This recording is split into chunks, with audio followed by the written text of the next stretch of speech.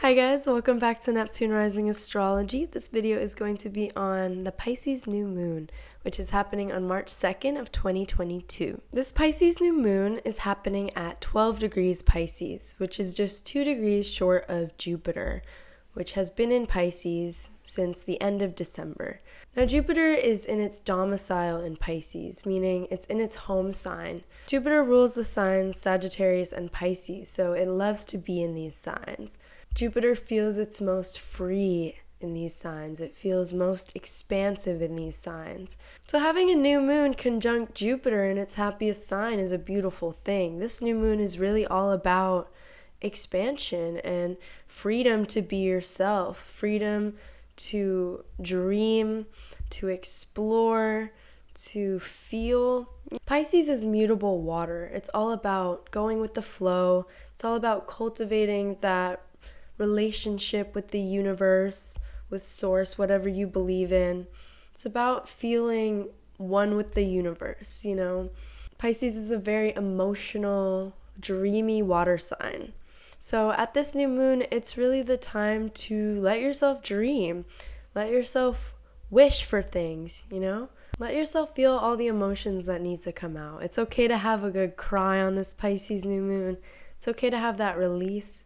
You know, the reason Pisces is stereotyped as being a crybaby is because Pisces as an archetype really knows how to let emotion flow through. Sometimes you just need to release it and then you feel better and you move on. Pisces is about going with the flow of your emotions and just seeing where it takes you. This is a time to explore your inner world, explore your connection to divinity, explore your subconscious, explore your dreams. You know, what are you really dreaming of? This is really a time to let yourself indulge in your biggest, most grand fantasies. You know, Jupiter loves things to be larger than life. Jupiter loves to blow things out of proportion, which is why it loves Pisces. Jupiter loves to be in Pisces because Pisces is the sign that has no boundaries. Pisces is the last sign of the zodiac. It's mutable water. Pisces is permeable. Everything can flow in and out easily. There are no boundaries. Jupiter loves to be in this sign because in Pisces, there's nowhere Jupiter can't explore. There's no restrictions. There's no walls. Jupiter is free to go wherever it wants, free to feel, free to expand endlessly. You know, Pisces is infinity. Pisces is limitlessness. Wow, we've got a lovely Sun, Moon, Jupiter conjunction going on in Pisces. The rest of the new moon chart is a little bit more intense. In the sign of Capricorn, we've got Venus, Mars, and Pluto all conjunct at 27 degrees Capricorn. Now, in my last video, I talked a bit about the Venus-Mars conjunction. I talked about the passion, the desires, the will to act on what we want, the will to go get it, you know. So since the Leo full moon, Venus and Mars have been traveling together, still in a conjunction. Now this is very rare. Usually Venus moves much faster than Mars, so they usually will not be together for this long. So this is kind of interesting to have Venus and Mars kind of holding hands, if you will, and just traveling through the last degrees of Capricorn with each other. Now, at this new moon, Venus and Mars are kind of facing the final boss, if you will. Venus and Mars have come to meet Pluto, the god of the underworld. So there is going to be an intensification of whatever desires we've been feeling, whatever desires we've been acting on. As the god of the underworld, Pluto is going to bring to the surface all of our deepest, darkest desires, secrets. Anything that has been hidden or out of view is going to come up for review, essentially. Venus has actually been in Capricorn since November, which is an extraordinarily long time for Venus to be in one sign. So she actually faced Pluto a couple times in December, right before and right after she stationed retrograde. So we have already felt this intense energy of Venus and Pluto conjunct in Capricorn. When Venus meets up with Pluto, something needs to transform. Venusian themes, so love and money and art and beauty, These themes can become very, very intense during a Venus-Pluto conjunction, and it can feel almost obsessive.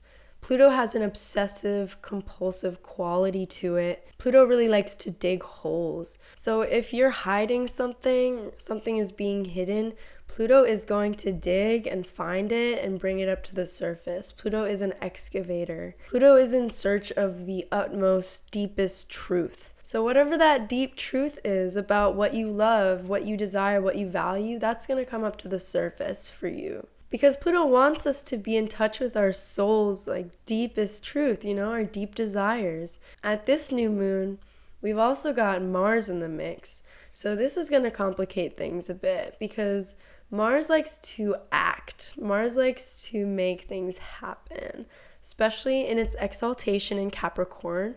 It is very willful. It has a lot of determination and it's very capable.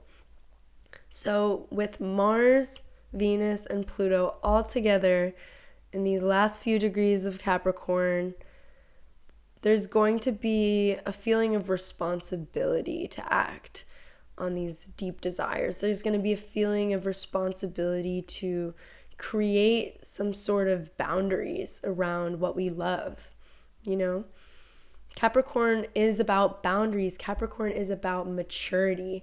Capricorn is about growing up and being realistic and trying to protect and preserve what is good, Venus in Capricorn really cares a lot about protection, protecting what it loves, protecting what it desires. And Mars in Capricorn is like Venus's warrior here to do the building, Mars in Capricorn is going to build that wall for Venus and try to protect her from Pluto, the god of the underworld. So there is going to be this volatility around this new moon, which may feel like a very conflicting energy to the lovely new moon conjunct Jupiter in Pisces. There are some very conflicting energies here. But just 4 days after this new moon, Venus and Mars are going to travel together into Aquarius. So they will have left Capricorn, they will have left Pluto's domain, and they will be in the fixed air sign of Aquarius. So I'm sure a few days after this new moon, things will feel a lot lighter, going from heavy earth, Capricorn, realism, to airy Aquarius, light, future-minded, individualist, detached. I'm sure that will feel like a huge relief to have Venus especially finally out of Capricorn, because Venus has been traveling through Capricorn for so many months and she is tired. She wants to take one step closer to beautiful Pisces where she is exalted. That's not going to happen for a few more weeks, but we've got Venus and Aquarius coming up, and that should feel like a relief. Additionally, we've got an exact conjunction with Mercury and Saturn. So Mercury being the planet of communication and ideas, and Saturn being the planet of responsibility, there's going to be some difficult conversations come up around this new moon. Some realistic thinking that we need to do. This is a really good time for planning. This is a really good time for organizing. This is a great time to write to-do lists, make a schedule for yourself, make goals for yourself, anything that has to do with thinking and communicating about responsibilities, shit you need to get done.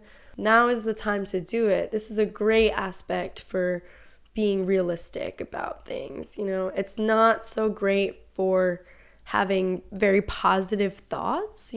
Saturn can be kind of heavy as well. It's that Saturnian Capricorn energy I was talking about. There might be some obstacles in our minds we need to overcome. Saturn can represent challenges, and with Mercury, this will be mental challenges. So that might come up, but really, if you want to use this in the best way, it's for planning, especially in Aquarius, which is very future-minded. So having this combination of planets at the new moon in Pisces it's still so important to let yourself dream, let yourself fantasize. Like, that is what the new moon in Pisces is for. We only get this once a year. So it's really necessary to just like try to decompress and try to tune out a little bit. Like, but you need both. There are very distinct energies happening at this new moon. It is a little hectic, but make sure that you have time to meditate or rest, sleep, daydream, whatever it is, dance, make art, like be creative, let yourself find your perfect state of flow. But also, if you find that your thoughts are becoming heavy, know that this is Mercury Saturn's doing, and you can use this to your advantage. Keep in mind that this Venus-Mars-Pluto conjunction is in a trine to the North Node in Taurus. So this energy is really here for our karmic good. This is what we need to work on. We need to face the shadows of our desires at times, the shadows of our actions, so that we can stay in touch with balance, the divine balance of the universe. Nothing is only good or only bad.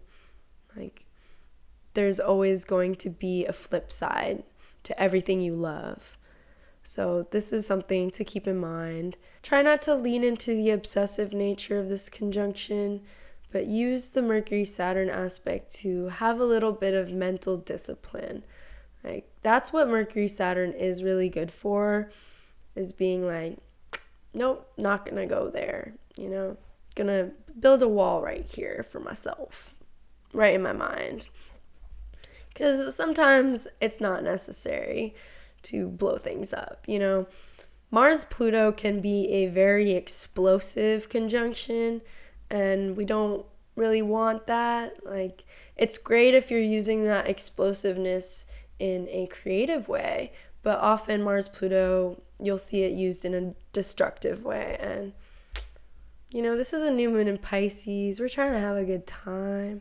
So let's not be destructive. Let's just feel really passionate about our dreams, okay? Let's fantasize and feel really good about it. All right, that's what I got for you for this new moon in Pisces. If you'd like to schedule a reading with me, please email me. My email is neptunerisingastro@gmail.com. I'll put that down there in the little box. I hope that you have a lovely new moon in Pisces, and I'll see you at the full moon in Virgo. Bye. Thanks for watching.